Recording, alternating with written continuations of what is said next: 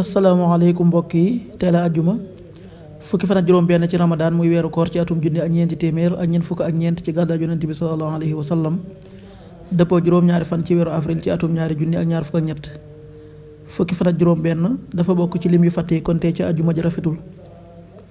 ñaanuk bis bi yow sunu boroom yàlla na nga nu defal tuyaaba ci àddina ak alaaxira yàlla na nga nu musal ci mbugalum sawara.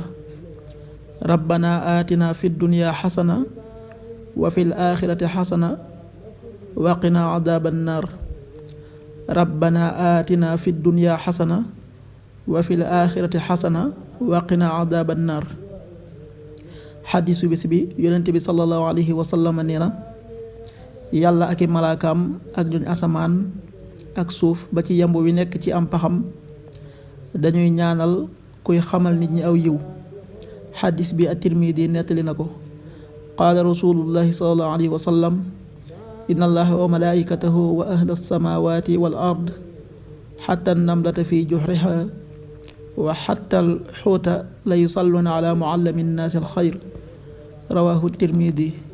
waxtu julli yi suba waxtoon dana tàbbi 5h44 juróomi waxtu yu tegal ñeent fukki simili ak ñeent tisbaar 13h36 benn waxtu wu tegal fanweeri simili ak juróom benn takkusaan 16h36 ñeenti waxtu yu tegal fanweeri simili ak juróom benn timis 19h21 juróom-ñaari waxtu yu tegal ñaar fukki simili ak benn gee 20h32 juróom-ñetti waxtu yu tegal fanweeri simili ak ñaar. loolu mooy waxtu julli ci Touba ak li ko wër.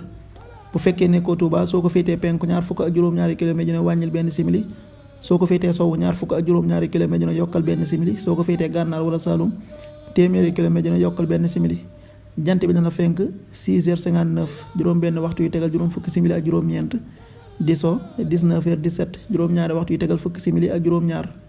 waxtu jàpp wi muy waxtu wi ñuy bàyyi xëdd 5h36 juróomi waxtu yu tegal fanweeri simili ak juróom benn. waxtu dog wi 19h21 juróom-ñaari waxtu yu tegal ñaar fukki simili ak benn. yàlla na nu yàlla nangul te nangul leen amin.